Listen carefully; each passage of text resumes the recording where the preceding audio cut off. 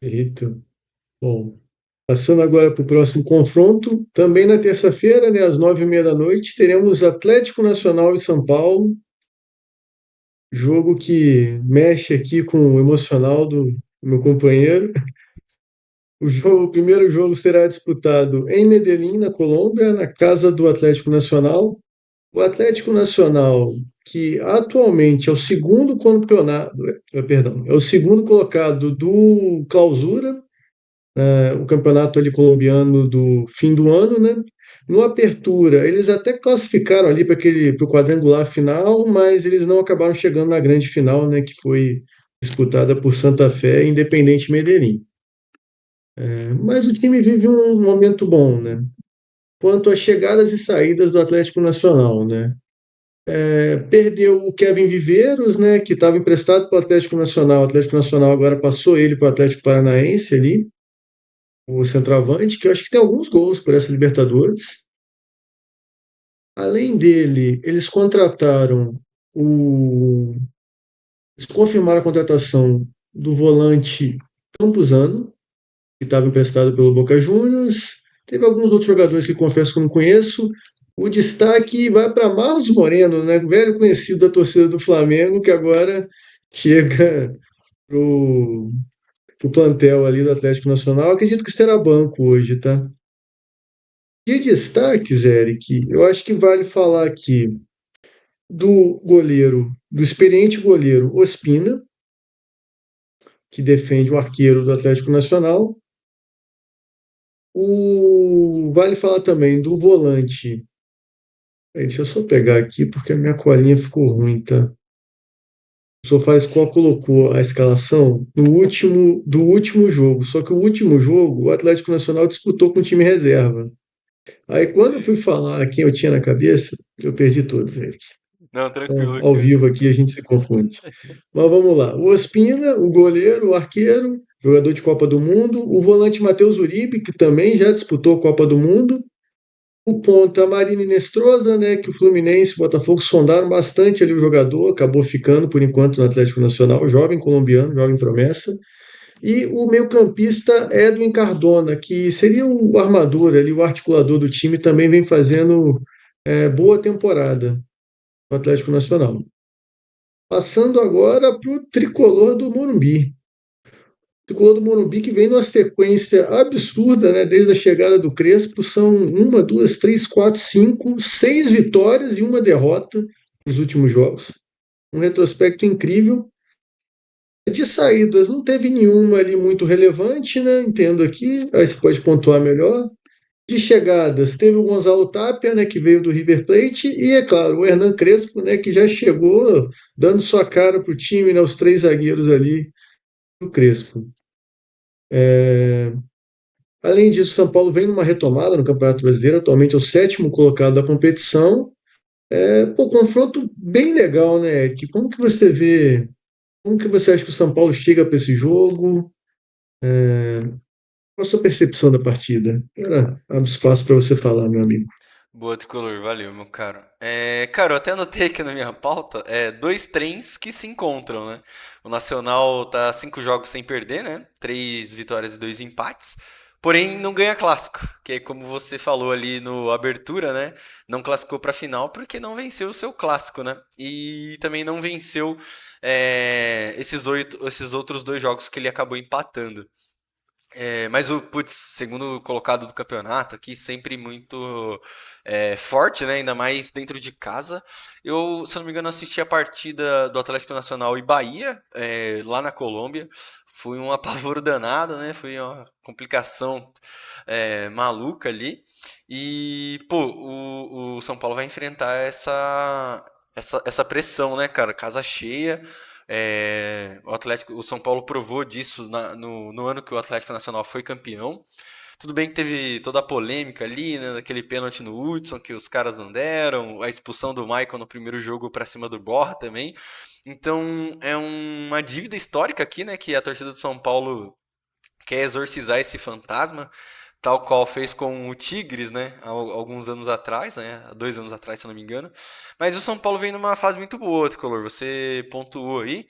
Dos 9 jogos que o Crespo teve, desde a volta do Brasileirão, da pós-Copa do Mundo, né? Desculpa.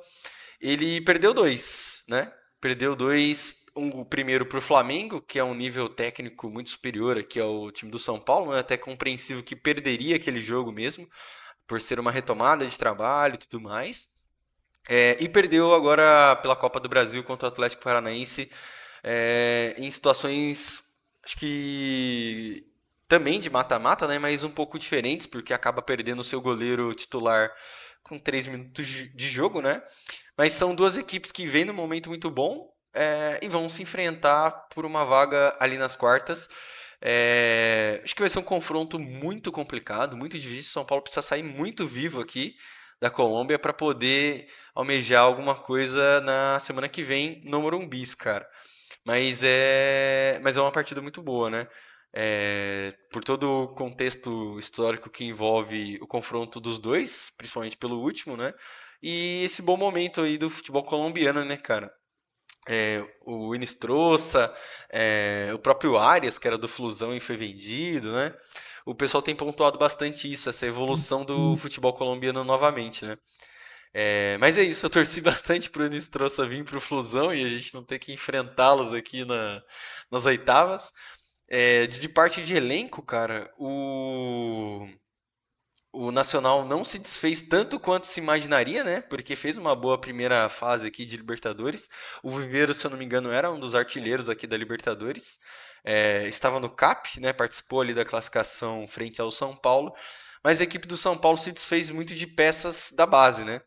Para rodar elenco, tentar mudar algum cenário ali no segundo tempo. O São Paulo se desfez de muitos nomes da base aqui. O próprio Lucas Ferreira nem foi para a viagem, porque está vendido para o Shakhtar. O Matheus Alves foi embora também. Entre outros nomes aqui que participaram da primeira fase da Libertadores. Porém, outros jogadores ascenderam aqui para uma disputa de vaga no time titular, né, cara? Mas enfim, confronto extremamente difícil aqui pro tricolor do Morumbi. Então ele vai ter que sair muito vivo aí dessa partida, cara. Não pode. É jogo de erro zero, né? Como o Riquelme, você mesmo reforçou aqui no começo do nosso programa, é outra competição, né, cara? Fato, fato. E realmente acho que terá bastante pressão hoje lá no estádio. Perfeito. E aí, eu queria ouvir de você também, quem você acha que passa? Essa resposta eu acho que eu já sei, né? Mas até onde você acha, né, eu acho que, mas na minha opinião, o São Paulo tem totais condições de passar. Eu não acho que é o favoritaço, não termo que o pessoal gosta de usar aí nas mídias, né? É um confronto difícil. O Atlético Nacional é um dos melhores não brasileiros da competição, né? Tanto que, cara, eu estava no grupo da morte, né, contra Inter e Bahia e acabou classificando foi em segundo, né? O Segundo. Inter acho que ainda pega primeiro, Isso. né? Então é um adversário complicado, mas o São Paulo eu acho que tem totais condições de passar. E aí, quanto você projeta o São Paulo na competição, né? Até onde você acha que o São Paulo consegue chegar? Quarta, semifinal? Não digo nem para você falar, São Paulo vai ser campeão, mas você acha que tem condição de bater uma final ali? Então, Marcelo, a Libertadores é complicado, né, cara? Porque, assim, pro São Paulino, e agora tentando ser o menos clubista possível, tá, gente? Mas pro São Paulino, qualquer vitória na Libertadores transforma o clube em estado de graça, cara. Então, no próprio ano de 2016 ali com o Balsa, que foi essa competição, esse ano, né, que o São Paulo acabou sendo eliminado, se eu não me engano, na semifinal pro Nacional. O São Paulo tava, cara, com um elenco horrível. Tinha Denis no gol, tinha Hudson e Jusilei de volante. Não, o Jusilei, desculpa, ele chega depois. Mas, cara, tinha Centurion, tinha Bruno na lateral direita. Então, assim, um elenco muito inferior ao que é hoje. E, cara, o clube foi literalmente. Tem quem não acredite, né? Mas foi literalmente pela camisa naquele ano. Foi classificando, classificando e venceu. Venceu não, né? Superou confronto ali na altitude, passou pelo Toluca. Pô, times mexicanos, né, em dólar, tudo mais, aquela coisa toda, sempre muito difícil jogar lá.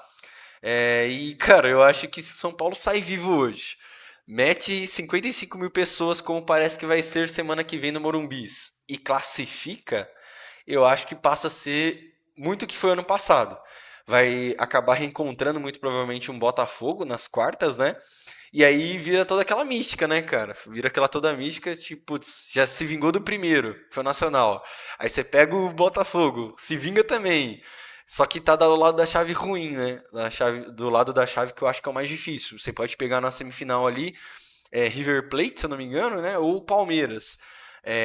Mas, cara, eu acho que o São Paulo, conforme o estado de graça for aumentando, acho que o São Paulo pode chegar longe sim aqui na Libertadores, cara. Agora acho que eu já tô totalmente tomado pelo clubismo aqui. Espero fazer vídeos semana que vem, terça-feira, Morumbi lotado em noite de Libertadores, mas veremos, veremos.